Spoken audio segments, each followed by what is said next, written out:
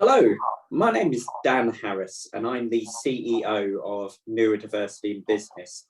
We are really delighted to be here today talking to the Neurodiversity India Summit, and we very much welcome learning more from our co-presenters and also hopefully getting to know some of the attendees later as well. First of all, I'd like to let Sai, my amazing colleague, introduce herself. Hi everyone, my name is Aanchal and I'm CEO of Neurodiversity in Business. I'm very delighted to be here at Neurodiversity India Summit. Over to you, Dan. Thank you, Sai. So initially, what we're going to do is give you a quick overview of how we consider the neurodiversity spectrum. We're going to talk about why we think neurodiversity is a competitive advantage for businesses. We're then going to talk a little bit about why organizations should really support, energize and catalyze around neurodiversity. And then we're going to talk a little bit about what has caused us to set up neurodiversity in business and what we're going to achieve. So first of all, I'd like to hand over to Sai, and she will talk you through some slides on the background to neurodiversity and why we think it is a competitive advantage. Okay. So introducing neurodiversity in business. And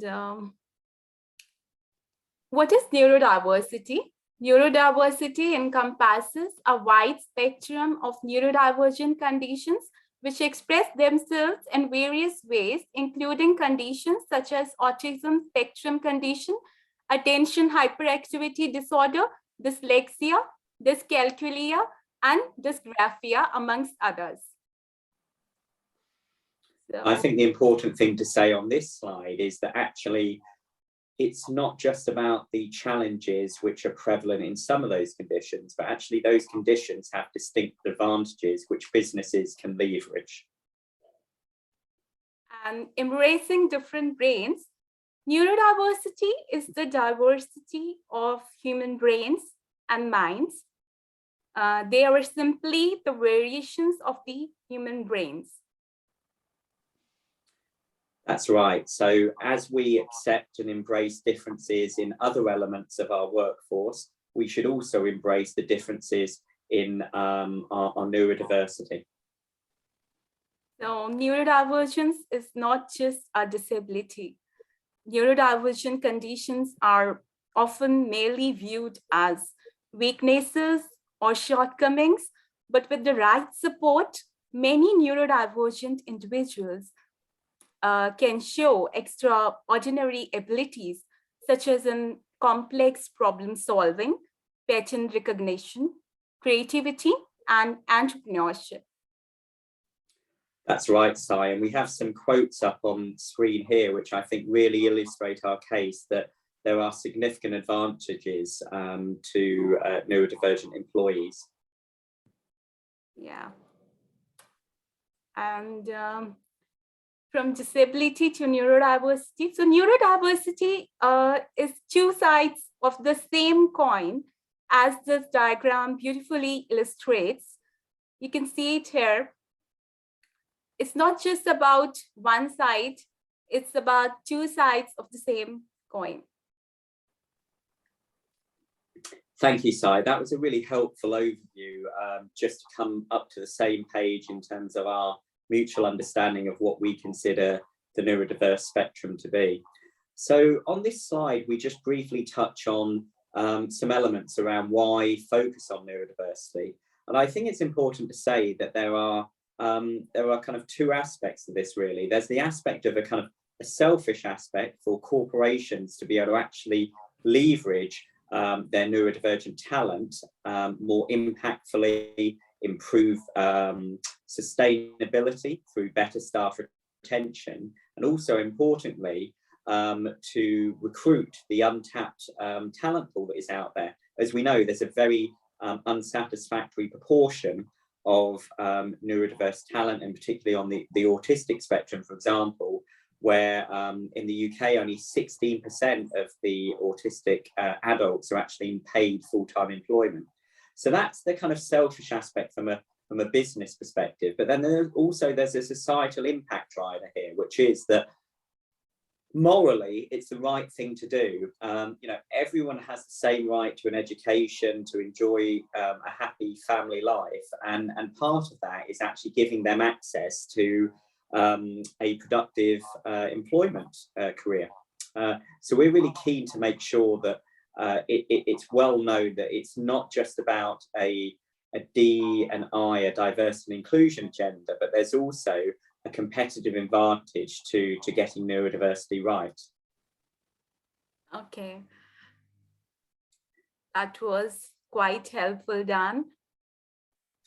So thank you. This next slide just gives you an understanding that for us, we consider neurodiversity to be the new paradigm of diversity and inclusion. So just as it doesn't matter what your gender is, or it doesn't matter where you come from, doesn't matter who you love, equally, it shouldn't matter how your brain works. So neurodiversity needs to be considered in that diversity and inclusion agenda, just the same as other aspects which we as a society are kind of moving forward on. Okay. It gives you an understanding of the areas that an organisation might consider when they're implementing a programme to support neurodiversity. There's a lot of text on this slide, so we won't go into it in any depth, but as you can understand that there is a big resourcing aspect. So this is around making sure that the resourcing and recruitment team understand how to recruit and appropriately retain neurodivergent talent. There's a disclosure and support aspect, which is around making sure our existing workforce actually feel comfortable to disclose internally within the company. So these are some aspects that you should consider as part of any neurodiverse programme. So the next slide that Sai has just taken us to talks to actually what is the problem statement around the neurodiverse ecosystem. So a good number of reasons why organisations are not very far advanced in their own neurodiversity programmes is that there are significant costs to actually becoming a member of organisations or groups. There are consultancy costs, which can kind of limit the amount that HR, human resources, can allocate to this topic. And then also there are resource constraints in that multi-diversity advocacy groups do not always have the bandwidth or the ability to focus solely on neurodiversity. Okay, So this is our goal. It's to improve the lives of neurominority individuals, helping them to unlock the unique and innovative contribution that we know they can bring to the business world and to society as a whole. Okay. So our objectives with setting up neurodiversity in business is that it is a business-led forum functioning as an industry group. So we want to be able to share best practice across recruitment, retention, and empowerment. And what we want to do is we want to foster an environment where actually neurodivergent talent can form an invaluable part of the workplace.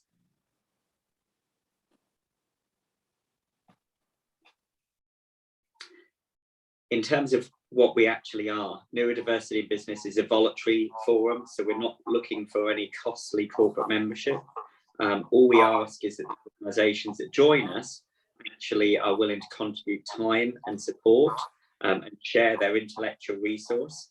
We're really pleased to have the best of the neurodiversity advocacy groups already involved in supporting us. And also we want to make sure that this is very collaborative. So this will be supplementary and complementary to the existing groups that are out there. But we firmly believe that by focusing on neurodiversity in business, we'll be able to affect the change across society that we all want to see. So on this slide, it tells you a little bit about our mission, what our vision is, and what kind of values we as an organisation have. Okay. So in terms of would you like us to help change society? Would you like to help us change society's understanding of neurodiversity? So we're looking for key corporates to become founding members. We already have a fantastic list of founding members that are all big household names, but if you work in an organisation that wants to be doing more around neurodiversity, please get in touch with us in the contact details that are displayed. We're actually launching on the 18th of January 2022. We're launching in the Houses of Parliament in England. Will be launched by the Business Secretary, Quasi. So it's a high profile launch. We'll have a lot of our corporate members there, as well as the ND advocacy groups. And I think, you know, two or three key messages to come out of this is that neurodiversity doesn't need to sit in the too hard to deal with bucket. Big organizations are now tackling this topic and doing great things, and that's something we should be proud of. Number two, businesses have a moral imperative to actually get this right. Just as we've done great things on sexuality and gender and ethnicity, we also need to do great things on neurodiversity. We're at the start of this. This is going to be a multi-year journey. We're not going to get things right early on perfectly. But what we do need to do is we need to be pointing in the right direction, and we need to be actively dealing with this and supporting this topic. And then lastly, coming back to neurodiversity in business, we will be a forum to support organisations and make the change that we want to see across society. So please look into us a bit more, follow us on social media, have a look at us on LinkedIn, and our website goes live on the 7th of December, which is very exciting. And we look forward to hearing from you more. You have our email address at the bottom of that slide. And I know that Sai and myself have really enjoyed presenting today to the Neurodiversity India Summit. And we look forward to any feedback or follow-on questions.